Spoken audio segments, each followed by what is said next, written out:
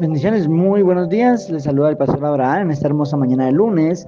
Hoy es 24 de octubre del 2022 y vamos a compartir un día más las notas de nuestro estudio bíblico diario. Hemos llegado en el Antiguo Testamento hasta Oseas, capítulo 12, donde nos dice: la mentira y la destrucción son continuos. El castigo a Judá por sus malas acciones. Jehová es Dios de los ejércitos. Este es el nombre de Dios. Conoce a tu Dios para que te vuelvas a Él. El pueblo de Dios desciende de Jacob, que es Israel. Ha olvidado sus orígenes. Y como el Señor levantó profeta en medio de su pueblo, Moisés, para liberarlos. El Señor les pagará conforme a sus malas conductas.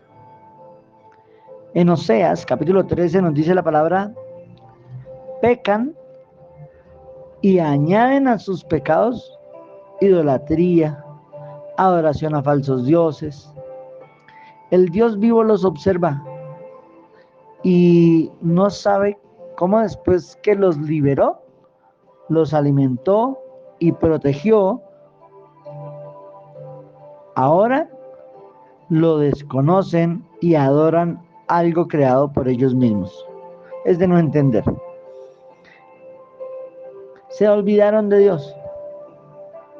Te perdiste, Israel, pero en Jehová está tu ayuda. Aunque intenten prosperar, será sin Dios. Esto traerá consecuencias. En Oseas, capítulo 14, último capítulo del libro de Oseas: vuélvete, Israel, a Jehová tu Dios, porque por tu pecado has caído. Si oras a Dios con arrepentimiento, al Señor pidiendo perdón, el Señor sanará tu rebelión y te amará de pura gracia. En el centro de la voluntad de Dios reverdecerás y fructificarás. Wow, qué hermosa palabra para ellos, para nosotros. Un sabio y prudente lo entenderá y hará que se haga una realidad en su vida. Bueno, era lo que esperaba el Señor del pueblo de Israel, pero no es nada diferente de lo que el Señor espera de nosotros, ¿verdad? Que estemos en el centro de su voluntad para reverdecer y fructificar. En el Nuevo Testamento estamos en Lucas capítulo 19. Dice que Jesús vio a Zaqueo y fue a su casa. El Hijo de Dios ha venido a buscar lo que se había perdido. Si doy muestras de querer ver a Jesús y tomo decisiones en consecuencia, voy bien. Zaqueo se subió a un árbol y cuando Jesús entró en su casa, devolvió a los pobres lo que les había quitado. Fe con acciones. Eso es el inicio de un buen camino con el Señor. Jesús, dice: los judíos o hebreos creían que el reino de Dios se manifestaría inmediatamente. Esa era la parte que ellos nunca entendieron, nunca se imaginaron lo que Dios había planificado con respecto a los gentiles, porque el Señor quiere que toda su creación sea salva, que toda la creación sea su pueblo. Él escogió de entre los gentiles a Abraham, un gentil, y de ellos levantó un pueblo especial para él, que se llaman los descendientes de Israel, que es Jacob. Pero tenía planeado también que todos los demás gentiles, por medio de la fe en el Señor Jesucristo, pudieran acercarse a Él. Así que, bueno, tú y yo somos favorecidos de ese plan de Dios. Dice: el Señor nos entregó su jardín y luego vendrá a pedir cuentas a cada uno. Tendremos que entregar el fruto. El Señor espera un, un 100% de lo que nos dejó. Perdón. El que no trabaja en el reino, nada tendrá para mostrar. Por el contrario, va a ser juzgado. El Señor pide que le traigamos un pollino, dijeron los discípulos, y entró montado en él a Jerusalén. Todas las personas gritaron, bendito el rey que viene en el nombre del Señor. No los religiosos, ellos sí no lo aceptaban. Si conocieses este tu día, lo que es para tu paz. Y es que, bueno, es el lamento del Señor sobre Jerusalén, ya que era el cumplimiento de la profecía, la visitación del Dios vivo a su pueblo, pero no lo reconocieron. Luego llega al templo y encuentra un desorden en el templo y lo purifica, lo limpia, echa a los que no deben estar ahí y declara que mi casa, casa de oración, debe ser. En Lucas capítulo 20 nos dice, Jesús enseñaba en el templo y los demás cuestionaban su autoridad.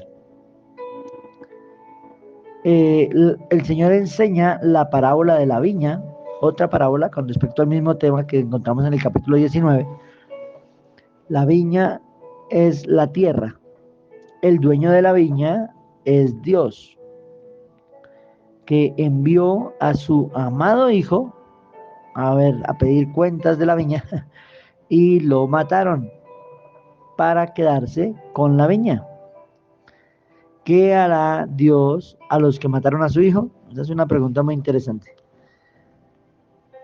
Entonces, y ahora cuando la palabra de Dios nos enseña que qué hará Dios a los que mataron a su hijo, no podemos pensar que a él lo mataron fue allá Poncio Pilato y los soldados romanos, porque lo crucificaron, o de pronto los sacerdotes de la época, que fueron los que conspiraron. No, a Jesús tuvo que ir a esa cruz para morir a causa del pecado cometido por cada ser humano. Entonces la pregunta sería para ti, para mí, ¿qué hará Dios a los que mataron a su hijo? Y ahí la importancia de volvernos a Dios de todo nuestro corazón con arrepentimiento y pedir perdón. Y bueno, gracias a Dios que la misericordia de nuestro Padre es grande y nos perdonará, pero que no lleguemos a su presencia sin haber pasado por esto, porque ¿qué podrá pasar?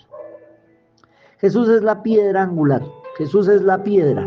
Sí, Jesús dijo a Pedro, a Simón, tu nombre ya no será Simón, serás Pedro, que significa una roca pequeña. Pero dice, sobre esta piedra edificaré la iglesia. No se refiere a Pedro. Jesús es la piedra angular, la que otros desecharon y que Dios colocó como fundamento de un nuevo pueblo, la iglesia. Jesús es la piedra angular. La enseñanza de Jesús es la verdad de Dios. Lo natural hay que, para Dios es igual que lo espiritual. Nosotros tenemos que vivir en lo natural exactamente como vivimos nuestra relación con Dios en lo espiritual. Los saduceos niegan haber resurrección. Un grupo de personas, digamos en este tiempo, si hay personas que dicen, no, yo no creo en la resurrección, bueno, harían parte de esta secta hace 20 siglos llamada los saduceos. Ahora dice, Jesús dijo, en este tiempo hay matrimonio, pero en el cielo será diferente. Todos sí van a resucitar, unos para salvación, otros para condenación. Los que hagan parte de la primera resurrección, pues bueno, irán al servicio de Dios. Y los que hagan parte de la segunda resurrección, pasado el reino milenial, y irán al lago de fuego. Bueno, eso nos lo enseña ahí el Apocalipsis. Ahora, Jesús es de la descendencia de David y es Señor de todos. Debes entender que lo que encontramos escrito en la palabra de Dios, ¿por qué desde Adán? ¿Y por qué desde Set? ¿Y por qué pasando por Noé? ¿Por qué pasando por Abraham?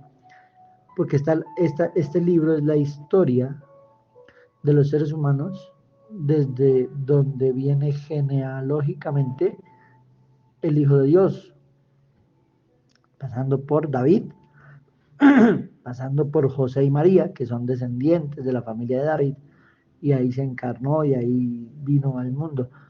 Por eso es toda esta historia de los reyes de Israel y todo esto, los reyes de Judá, del pueblo de Dios, porque es la historia de la familia de donde se encarnaría el Hijo de Dios. Es muy relevante para nosotros saber quiénes fueron ellos y qué pasó con ellos, y cómo Dios fue tratando con algunos de ellos en el pasar del tiempo. Bueno, hasta acá el comentario bíblico del pastor Abraham.